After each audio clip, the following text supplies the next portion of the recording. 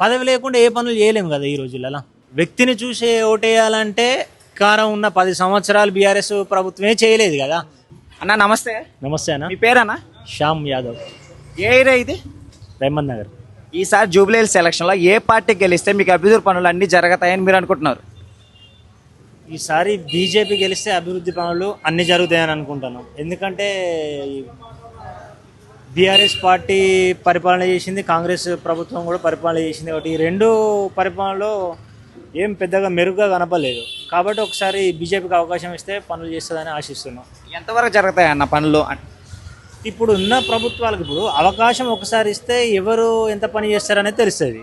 అవకాశం పబ్లిక్ ఇవ్వకుండా చూస్తే మనకెట్లా తెలుస్తుంది? ఇప్పుడు బీఆర్ఎస్కి ఇచ్చారు, వాళ్ళు ప్రభుత్వం ఉన్నా కూడా పని ఏం చేయలేరు. కాంగ్రెస్కి ఇచ్చారు ఇంతకుముందు, కాంగ్రెస్ కూడా ఏం చేయలేదు. ఒక అవకాశం బీజేపీకి ఇస్తే ఇచ్చి చూస్తే జనాలు అది ఇంత ప్రభుత్వాన్ని మనకు పనిచేస్తుంది అనేది తెలుస్తుంది.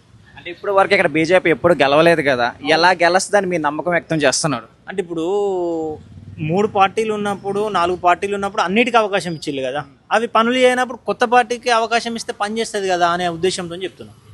అంటే మాగంటి గోపీనాథ్ చనిపోయిన తర్వాత వాళ్ళు మిస్సెస్ నిలబడుతున్నారు కదా, సానుభూతి ఓట్లు పడేదానికి కూడా ఎక్కువ అవకాశాలు ఉన్నాయి కదా. ఇప్పుడు ఇక్కడ సానుభూతితో పనులు జరగవు కదా. ఇప్పుడు అహ్మద్నగర్ డివిజన్లో డ్రైనేజ్ ప్రాబ్లం ఉంది, రోడ్లపైన చెత్త ఉంది, రోడ్లు సరిగా లేవు. ఇప్పుడు జిహెచ్ఎంసీ వాటర్ వచ్చేటివి కూడా అన్నీ మన డ్రైనేజీ వాటర్ కలిసి వస్తుంది. అట్లాంటివి ఏంటంటే ఇప్పుడు ఒక కాన్స్టిట్యున్సీలో ఎమ్మెల్యే చేయాల్సిన ఈ పనులు చేస్తే ఈ కామన్ పీపుల్ ఏంటంటే అరే మాకు ఈ పనులన్నీ చేస్తున్నారు అనే, ఇప్పుడు అతను లేకపోయినా వాళ్ళ భార్యకు సానుభూతితో ఇస్తారు. ఇప్పుడు అవే చేయనప్పుడు ఆమె వచ్చి ఎట్లా చేస్తుంది? అతనే చేయలేదు కదా, ఈవిడే చేస్తుందని ఎట్లా అనుకుంటారు? కాబట్టి కొత్త వారికి అవకాశం ఇస్తే, అంటే బీజేపీ ఇప్పటివరకు రాలేదు కాబట్టి ఒకసారి అవకాశం ఇస్తే పనులు చేసి చూపిస్తుంది అని చెప్పేసి ఆశిస్తున్నాం. అంటే స్థానికుడు నవీన్ యాదవ్ గారు నిలబడుతున్నారు కదా, నవీన్ యాదవ్ గారు కూడా నాకు ఒకసారి అవకాశం ఇవ్వండి, నేను కూడా చేస్తాను, పార్టీతో సంబంధం లేకుండా అని అంటున్నారు కదా, దానిపై మీ స్పందన? ఇప్పుడు నవీన్ అన్న కానీ ఇప్పుడు వీళ్ళు కానీ ఎవరు కానీ ఎవరికైనా అంటే ఇప్పుడు ఒక పార్టీ నుంచి వచ్చే వాళ్ళు వీళ్ళు ఎవరైనా. ఇప్పుడు ఒకసారి కాంగ్రెస్ వచ్చింది, ఒకసారి బీఆర్ఎస్ వచ్చింది, ఒకసారి ఇంకా ఎంఐఎం వచ్చింది. ఇప్పుడు ఈ బీజేపీ అనేది ఒకసారి అవకాశం, అంటే పార్టీ నుంచి వచ్చే అభ్యర్థికే చూస్తారు జనాలు. ఇప్పుడు నా పేరు నీ పేరు మీద కాదు, ఇక్కడ పార్టీల నుండి అంటే కాంగ్రెస్ కానీ ఎంఐఎం కానీ బీఆర్ఎస్ కానీ బీజేపీ కానీ. ఇప్పుడు బీజేపీకి ఒక అవకాశం ఇస్తే మంచి జరుగుతుందని ఆలోచన. ఎందుకంటే అన్ని పార్టీలకు అవకాశం ఇచ్చి చూసిలు కాబట్టి ఎక్కడ అభివృద్ధి జరగలేదు. అంటే కొత్తగా ఒకసారి బీజేపీకి అవకాశం ఇస్తే, ఇప్పుడు దేశంలో మొత్తం బీజేపీ ఉంది. ఇప్పుడు ప్రపంచ దేశాలు మన ఇండియా వైపు చూస్తున్నాయి. ఈరోజు ఈ 10 సంవత్సరాలు బీజేపీ పరిపాలనలో నరేంద్ర మోడీ గారి నాయకత్వంలో ఉంది కాబట్టి ప్రపంచ దేశాలు ఇండియా వైపు చూస్తుంది. కాబట్టి అలానే ఇప్పుడు హైదరాబాద్లో కూడా జూబ్లీహిల్స్లో ఒక్కసారి బీజేపీకి ఇస్తే దాని అభివృద్ధి అనేది చేసి చూపిస్తారు అని నమ్మకం. ఒక్క సీటు గెలిచి ఏం అభివృద్ధి పనులు చేస్తారని కొంతమంది విమర్శించవచ్చు కదా. ఒక్క సీటుతోనే స్టార్ట్ అవుతుంది ఏదైనా. ఇప్పుడు ఒక్క అడుగుతోనే 100 అడుగులు ముందుకు పోతూ ఉంటారు. ఇప్పుడు ఇక్కడ ఒక అవకాశం ఇస్తే జూబ్లీహిల్స్లో కాన్స్టిట్యున్సీలో వర్క్ చేసిన తర్వాత నెక్స్ట్ ఎలక్షన్లో మొత్తం అన్ని సీట్లు రావచ్చు కదా. ఇప్పుడు ఒక్క సీటు అంటే కాన్స్టిట్యున్సీకి ఒక్క సీటే సరిపోతుంది. వర్క్ చేయాలంటే ఇప్పుడు ఒక వర్క్ చేయాలంటే దానికి పదవి ఉండాలి. పదవి లేకుండా ఏ పనులు చేయలేము కదా ఈ రోజులలో. అంటే కొంతమంది ఏమంటున్నారంటే నవీన్ యాదవ్ గారు మా ఇంటికి కానీ వస్తారు, ఇప్పుడు వచ్చే కొత్త నాయకులు ఎవరు మాకు తెలియదు కదా, వాళ్ళు మాకు పనులు చేస్తారని ఎలా నమ్మకం ఉందని, ఎలా నమ్మాలి అని కొంతమంది అంటున్నారు. దానిపైన మీరేమంటారు? ఇప్పుడు కొత్త నాయకుడైనా పాత నాయకుడైనా ప్రజల్లోకి రావాల్సిందే. ఇప్పుడు పాత నాయకుడు అయినంత మాత్రాన పని చేస్తాడని కాదు, కొత్త నాయకుడు అయినంత మాత్రాన పని చేయడానికి కాదు. కొత్త వారికి ఇప్పుడు మనం యువతను ఎట్లా ప్రోత్సహిస్తున్నామో, మనకు కొత్తగా ఏ పార్టీలో అయినా ఆహ్వానిస్తున్నామో అలానే కొత్త వారికి కూడా అవకాశం ఇస్తేనే పని చేసి చూపిస్తారు. పాత నాయకులకి ఇస్తే ఏం చేస్తున్నారు అంటే పాత వాళ్ళు ఉండి పనులు ఏం జరగట్లేదు. కొత్త వాళ్ళకి ఇస్తే వాళ్ళు ఉత్సాహంతో పని చేసి నేను ఇటు ప్రజల్లోకి వెళ్ళాలనే ఉద్దేశంతో పనులు చేసుకుంటూ ముందుకెళ్తారు. కాంగ్రెస్ తరఫున నవీన్ యాదవ్ నిలబడుతున్నారు, గవర్నమెంట్ మీద కూడా వ్యతిరేకత నిలబడుతుంది. కానీ ఆయన పార్టీని చూసి కాదు, నన్ను చూసి ఓటేయండి పనులు చేస్తాం అంటున్నారు కదా, దానిపైన విషయం. ఇప్పుడు వ్యక్తిని చూసే ఓటేయాలంటే ఇప్పుడు పార్టీ నుంచే. ఇప్పుడు ఏ పార్టీకి ఓటేసినా కానీ వ్యక్తికి కాదు కదా. ఇప్పుడు వ్యక్తికి ఓటేసినా కూడా అది కాంగ్రెస్కే పోతుంది ఓటు, ఆ వ్యక్తికి పోదు కదా. కాబట్టి ఇక్కడ వ్యక్తిని చూడడం కదా, పార్టీలు అనేటివి వచ్చినప్పుడు అభివృద్ధి జరగలేదు కాబట్టి ఇంకో పార్టీకి అంటే బీజేపీకి ఒకసారి అవకాశం ఇచ్చి చూడాలి అనేది జనాలను కోరుకుంటున్నాం. ఇప్పుడు ప్రతి కామన్ పీపుల్ ఎట్లా ఆలోచిస్తాడంటే ఇప్పుడు రోడ్ మీద వెళ్తుంటే రోడ్ బాగలేదు అంటే ఇక్కడ ఈ కాన్స్టిట్యున్సీలో ఏ ప్రభుత్వం ఎమ్మెల్యే ఉన్నారో ఆలోచన. అంటే అవన్నీ జరిగిపోయినాయి కాబట్టి కొత్తలకు ఒక అవకాశం ఇస్తే పని జరుగుతుందా లేదా అనేది తెలుస్తుంది కదా. ఇప్పుడు ఒకవేళ నిజానికి ఈసారి బీజేపీకి అవకాశం ఇచ్చి గెలిచిండు అనుకో, పనులు చేసిళ్ళు అనుకో, నెక్స్ట్ సారి గెలిచారు. పనులు చేయకపోతే ఇతను కూడా అయిపోయి మళ్ళీ ఇంకో పార్టీకి అభివృద్ధి జరుగుతుంది కదా.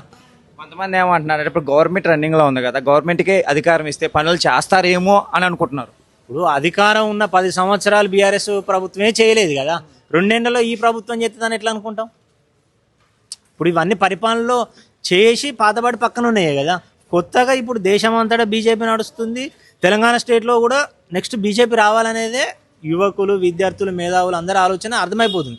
కాబట్టి నెక్స్ట్ 3 years లోపు బీజేపీ వస్తుంది. ఈ అవకాశం, ఈ మెట్ట అనేది జూబ్లీస్లో ఫస్ట్ ఛాన్స్ ఇస్తే మళ్ళీ నెక్స్ట్ వరకు ఇంకా మొత్తం పుంజుకుంటుంది కదా. నవీన్ అన్నని గెలిపించడానికి సీఎం, డిప్యూటీ సీఎం, మంత్రులు అందరూ వస్తున్నారు. ఎందుకు అంత ప్రెజర్ తీసుకుంటున్నారు అనుకోవచ్చు? ఇప్పుడు ఎవరిని గెలిపించడానికి సీఎంలు వచ్చినా పిఎంలు వచ్చినా గెలవాలనేది ఏం లేదు. ఇప్పుడు మన కాట్పల్లి వెంకటరామన్ రెడ్డి బీజేపీ అభ్యర్థి ఉన్నాడు, ప్రజెంట్ సీఎం అక్కడ పోటీ చేసిండు. ఇప్పుడున్న కాంగ్రెస్ రేవంత్ రెడ్డి సార్ కూడా పోటీ చేసిండు, కేసీఆర్ పోటీ చేసిండు, ఆయన మరి వాళ్ళిద్దరు ఎందుకు గెలవలేదు? ఇప్పుడు పదవిలో ఉన్నది ప్రభుత్వం ప్రజెంట్ ఉన్నది అని అనుకోవడం కాదు, జనాలు ఆలోచించాలి. అది జనాలు ఆలోచించి ఓటేస్తే మాత్రమే గెలుస్తారు. ఇప్పుడు సీఎం వచ్చి ఓటైతే గెలవరు, పిఎం వచ్చి ఓటైతే గెలవరు, జనాలు గెలిపించుకోవాలి వ్యక్తిని. ప్రెసెంట్ గవర్నమెంట్ ఎలా ఉంది? మీకు వస్తున్న పథకాలని మీకు అమలయ్యాయా? ఏం అమలు కాలేదు, ఏం అమలు అయినా ఏం కాలేదు. సూపర్ 6 ఏది కాలే. ఫ్రీ బస్ ఒకటి అయింది, అది అయితే ఏం లాభం? దానివల్ల పాపం మహిళలు ఇబ్బంది పడుతున్నారు. ఇప్పుడు ఒకప్పుడు బస్సులో ఏంటంటే మేల్స్ 50 మంది, లేడీస్ 50 మంది అట్లా ఉండేటోళ్ళు. ఇప్పుడు 75%, 80% వాళ్ళే అయ్యేసరికి వాళ్ళ గొడవలు అవుతుంది. ఈ ఫ్రీ బస్ పెట్టడం వల్ల కొత్తగా ఉచితాలు అని చెప్పేసి ఒక బస్సే పెట్టిన తప్ప కానీ మిగతాది ఏం కాలే. బస్ ఒకటి అయింది, అది అందరికీ తెలిసిన విషయం. పెంచారు. ఈసారి ఎలక్షన్లో మీరు అభివృద్ధి చేసే వాళ్ళకి ఓటేస్తారా, డబ్బు ఇచ్చే వాళ్ళకి ఓటేస్తారా? అసలు యాక్చువల్గా ఓటర్కి చెప్పాల్సిన విషయం ఏంటంటే డబ్బులు తీసుకోకుండా ఓటేయాలి. డబ్బుకు అమ్ముడు పోయి ఓటేయడం వల్ల మన జీవితాన్ని మనమే నాశనం చేసుకుంటాం. ఇప్పుడు పిల్లల భవిష్యత్తు బాగుండాలంటే జెన్యున్గా ఓటేసి, ఇప్పుడు పార్టీలో క్యాండిడేట్స్ను ఆలోచించి మనం రూపాయి ఆశించకుండా ఓటేసి మంచి వ్యక్తిని గెలిపించుకుంటే అభివృద్ధి జరుగుతుంది. ఇప్పుడు డబ్బు తీసుకొని ఓటేస్తే ఏమున్నది లాభం? అక్కడ నీకు అవసరం వచ్చినప్పుడు మళ్ళీ నువ్వు డబ్బులు ఇచ్చి పని చేయించుకోవాల్సిందే కదా. నువ్వు అక్కడ చూస్తున్నావు భవిష్యత్తు. ఇప్పుడు ముందు తరాలకు మంచి భవిష్యత్తు ఇవ్వాలన్నప్పుడు ఒక ఓటుకు నువ్వు అమ్ముడుపోకూడదు. నువ్వు స్వచ్ఛందంగా ఓటేసి నీకు ఎవరైతే అంత మంచి వ్యక్తి, మంచి పర్సన్ ఉన్నారో వాళ్ళని గెలిపించుకోవడం మంచిది. మీరు డబ్బులు తీసుకోకుండా ఓటేస్తారా? 100%. ఓటు కాదు, ఇప్పటి వరకు నేను డబ్బులు అనేది నేనే తీసుకోకుండా కాదు, ఒక 100 మందికి చెప్తున్నా, డబ్బులు తీసుకోకుండా ఓటేయండి, డబ్బులు తీసుకోకుండా ఓటేయండి. ఓటును అమ్ముకోవద్దు. మన పిల్లల భవిష్యత్తును దృష్టిలో పెట్టుకొని దేశ భవిష్యత్తు అన్ని రకాలుగా నువ్వు ఓటు వేసేటప్పుడు ఒకసారి మైండ్లో ఆలోచన చేసుకోవాలి. నువ్వు ఇవాళ 1000 రూపాయలు 500 ఓటుకు అమ్ముడుపోతే మనం మన భవిష్యత్తును తాకట్టు పెట్టిన వాళ్ళం అవుతాం 5 సంవత్సరాలు. అది కాదు కావాల్సింది. నువ్వు స్వచ్ఛందంగా మంచి పర్సన్కి ఓటేయి, అతను కూడా పనులు చేస్తాడు. ఇప్పుడు డబ్బు పెట్టినోడు ఏం చేస్తాడు? మళ్ళీ డబ్బు సంపాదించుకోవాలనే చూస్తాడు కదా. అవును, ఖచ్చితంగా. మరి అదే వద్దు. కానీ అలా ఓటేసే ధైర్యంతో ఓటర్లు ఇక్కడ ఉన్నారంటావు? అసలు కావాలే, ఉన్నారు, ఎందుకు లేరు? ఇప్పుడు మార్పు అనేది కోరుకోవాలి, మన నుండి స్టార్ట్ అయితేనే అందరికీ తెలుస్తుంది. మార్పు ఎక్కడైనా, దేశం అంతటా, రాష్ట్రం అంతటా ఎక్కడైనా డబ్బు అసలు ఫస్ట్ అభ్యర్థులు నిలబడే క్యాండిడేట్స్ డబ్బు పంచకూడదు, నెంబర్ 1. నెంబర్ 2 వచ్చేసి ఓటర్ డబ్బు తీసుకోకూడదు. ఫస్ట్ తీసుకోకూడదు కదా, డబ్బు తీసుకోకూడదు, డబ్బు పంచకూడదు. ఇప్పుడు నిలబడ్డ వ్యక్తులు ఏది తీసుకోకూడదు. నువ్వు ఇప్పుడు జీవితకాలం నేను పొంచి పేసిస్తలేరు కదా. ఇప్పుడు ఓట్లు అనేటివి వస్తాయి 5 సంవత్సరాలకు ఒకసారి, 15 రోజులు, నెల రోజులు తినబెడతారు. అది కాదు, నువ్వు ఎప్పటికి జీవితకాలం నీ తిండి నువ్వే తింటావు, నీ తాగుడు నువ్వే తాగుతావు. అలానే అనుకొని స్వచ్ఛందంగా ఓటేయాలి. డబ్బులు పంచే వాళ్ళ దగ్గర కూడా మనం డబ్బులు తీసుకోము, మేము ఓటుకు అమ్మం, మా ఓటు మేము స్వచ్ఛందంగా వేసుకుంటాం అనేది ప్రజల అవేర్నెస్ రావాలి ఫస్ట్. అప్పుడు మన దేశం చాలా సుభిక్షంగా ముందుకెళ్తుంది. అలాంటి ప్రజలు ఉన్నారంటారు? అసలుకి లేరని ఎలా అనుకుంటావు? 100% ఉంటారు. దగ్గర ఏంటంటే వాళ్ళు ప్రలోభాలకు లొంగి అప్పుడు మనం ఆశపడి డబ్బులు తీసుకుంటున్నారు. కానీ 100% మార్పు అనేది రావాలని ఆశిస్తున్నాం. నేను ఒకటి అడగచ్చా బ్రో? నేను దగ్గర 100 బయటలు పైన తీసుకుంటాను, ఎవరిని అడిగా మేము డబ్బులు తీసుకోవట్లేదండి. మరి డబ్బులు అంతా ఎవరు తీసుకుంటున్నారు బ్రో? ఇప్పుడు మాట్లాడిన వ్యక్తి ఒకడే తీసుకోకపోవచ్చు, కానీ మిగతా వాళ్ళు తీసుకోవచ్చు కదా. ఇప్పుడు మీరు 100 డిబేట్లు చేసినా, 200 చేసినా కానీ ఇప్పుడు నేనైతే నా స్వచ్ఛందంగా చెప్తున్నా, ఇప్పటి వరకు అసలు డబ్బు నేను తీసుకోవడం కాదు, ఎవరిని తీసుకోవద్దనే చెప్తాను. ఇక వాళ్ళు తీసుకునేది నాకు తెలియదు, తీసుకోకుండా వాళ్ళు. ఇప్పుడు ఈ రోజులల్లో మనం 500-1000 రూపాయలకు ఓటు అమ్ముకుంటే 5 సంవత్సరాల పరిపాలనలో నీకు రోజు ఎంత పడుతుంది? పావులకు ఆటానికి అమ్ముడు పోయిన వ్యక్తివి అయిపోతాను. అది కాదు కదా. ఇప్పుడు నా ఏరియాలో పని కావాలంటే నువ్వు స్వచ్ఛందంగా ఓటేసి గెలిపించుకొని పని చేయించుకోవాలి. పిల్లల భవిష్యత్తు ఇప్పుడు గవర్నమెంట్ స్కూల్స్ ఉన్నాయి, గవర్నమెంట్ స్కూల్స్లలో టాయిలెట్స్ లేవు, ఆడపిల్లలు ఇబ్బందులు పడతారు. అట్లాంటివి ఇప్పుడు స్కూల్స్ డెవలప్ చేయాలా, కాలనీలు డెవలప్ చేయాలా, జిహెచ్ఎంసీ వాటర్ వచ్చే పైప్ లైన్ డెవలప్ చేయాలా, ప్లస్ డ్రైనేజ్ సిస్టమ్ డెవలప్ చేయాలి, బస్తీలలో రోడ్లు చేయాలా. ఇప్పుడు రోడ్ల మీద చెత్త వేయకుండా చేయాలి మెయిన్గా, అప్పుడు గ్రీన్ సిటీ అవుతుంది మనకి.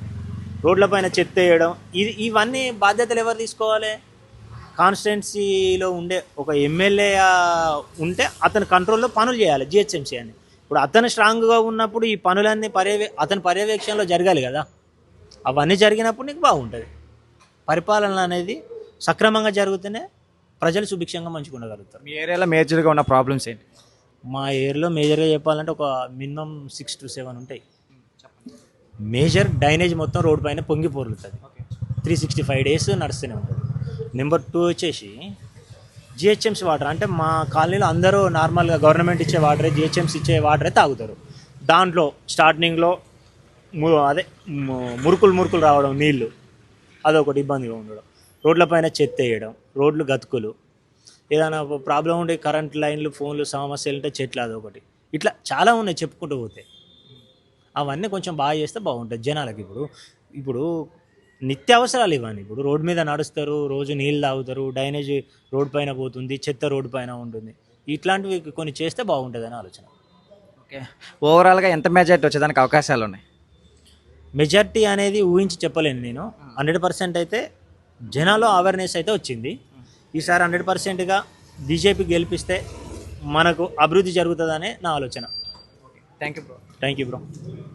जुबले सेल्स में कौन पार्टी जीत गई? अभी कोई भी जनता के ऊपर है।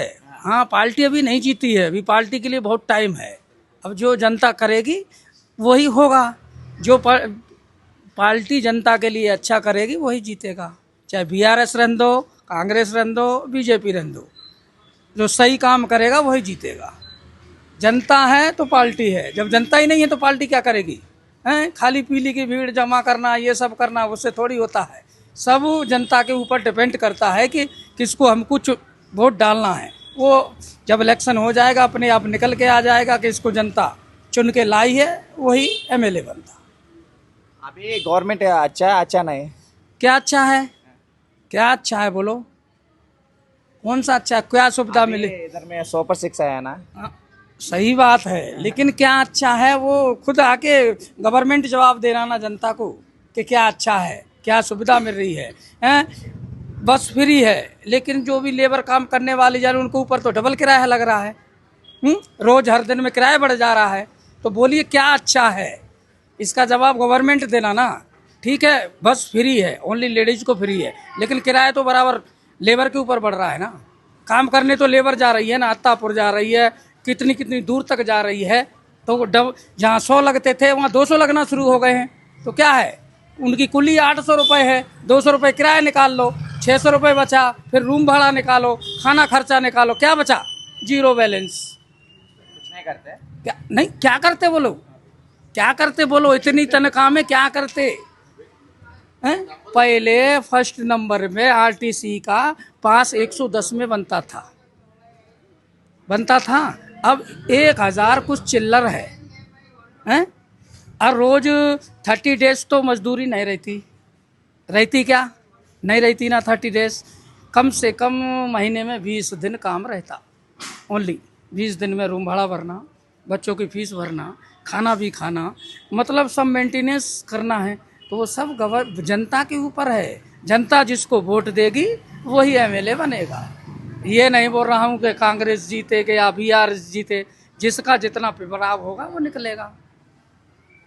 लेकिन जनता तो उसको तो मेहनत ही करनी है ना, उसको तो रोज काम पे सवेरे उठ के ही जाना है, 8 बजे खाना बनाना, फिर काम पे ही जाना है, वही सुविधा है। लेकिन बीआरएस में इतनी सुविधा थी तो बस नहीं फ्री थी तो भी कम चल रहा था, लेकिन अब तो फुल टाइट पोज। रोज तीसरे दिन किराया बढ़ जा रहा है। बस खुद ही सब जाने वाले देखें, बोलने की जरूरत है ही नहीं। जहाँ के 20 रुपये लगते थे अब 35 रुपीज़ हो गया, सीधा के सीधा एकदम 35 रुपीज़ बढ़ाए। तो चलो बड़े आदमियों पे कोई प्रभाव नहीं पड़ता, लेकिन मिडिल क्लास पे तो फिर प्रभाव पड़ता है ना। जो 500-600 रुपये कमाने वाला है डेली का, उन्हें क्या करेगा? कुछ कर सकता है? कुछ नहीं कर सकता ना। तो इसलिए सरकार को ये देखना चाहिए कि जिनके पास है वो तो है ही है, लेकिन छोटी भी मिडिल क्लास को भी थोड़ा देख के चलो। पूरा एकदम ही सब कर दिए तो कैसे चलता?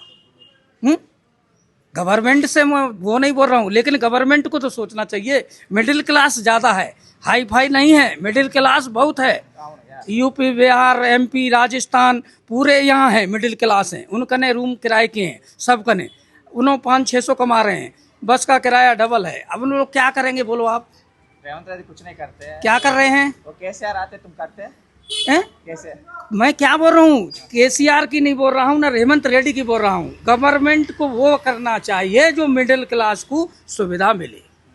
ये नहीं बोल रहा हूँ केसीआर जीते या उन्होंने, अभी तो उन शासन में है, अभी तो उनका ही शासन है ना इस वक्त। लेकिन कोई भी जीते, लेकिन मिडिल क्लास को लेके चले तो कुछ भी होता। जनता वोट देगी तभी तो बनोगे। अब जनता ही वोट नहीं देगी तो कौन कैसे जीतेगा? मेन चीज जनता है। ये नहीं बोल रहा हूँ कि मेरे को ही आके दो, मेरे को कोई ज़रूरत नहीं है, लेकिन हर आदमी जनता ही पे डिपेंड करता है ना। एमएलए रहो, सांसद रहो, कोई भी रहो, सब जो जनता करेगी वही। तुम्हारे एरिया में क्या क्या प्रॉब्लम्स है? एरिया में कहाँ है प्रॉब्लम है? तो बोले तो भी गटर भर जाते हैं, अपील करे तो कम से कम 15 दिन में आते हैं साफ करने को। और क्या है? कुछ नहीं, और बस आराम से रह रहे हैं और कुछ नहीं। फाइनली बताओ क्या पार्टी अच्छे है? पार्टी फाइनल में नहीं बोल सकते अभी। आप सुन लिए, जहां जनता वोट देगी वही फाइनल है, वही फाइनल। वही फाइनल है। अभी क्या है, 12 तारीख को वोटिंग है, 11 को, हाँ 14 तारीख को खुल जाएंगे। अपने आप सामने आ जाएगा कि कौन कितने पानी में है। सही बात है ना? वो इलेक्शन टाइम में पैसे देते हैं, वोट देते हैं ना, इसलिए मैं कुछ नहीं करते बोलते हैं वो। मैं अभी तक कम से कम हैदराबाद में ज़्यादा नहीं तो 30-40 बार वोट डाल दिया हूँ। मेरे 3 वोट हैं, मेरे घरवाली का, मेरा। मैं कभी भी 1 रुपये अभी तक कौन सी भी पार्टी से न लिया हूँ और न किसी के साथ घूमने जाता हूँ। 1 रुपये? 1 भी रुपये अभी तक। मैं यहाँ पर शायद 18 ईयर्स का आया था, अब मैं 50 से ऊपर हूँ। किसी भी पार्टी से कोई भी अभी तक 1 रुपये नहीं लिया। वो ना मेरे को मतलब है, मेरा मन होता है पोलिंग पे बूथ पे जाता हूँ, जहाँ वोट डालना है वो नियम है। एक दिन पैसा ले लिए तो क्या होता? कुछ भी नहीं होता ना। रोज तो काम पे ही जाना है ना। इलेक्शन 15 दिन का रहता, उसके बाद वही है।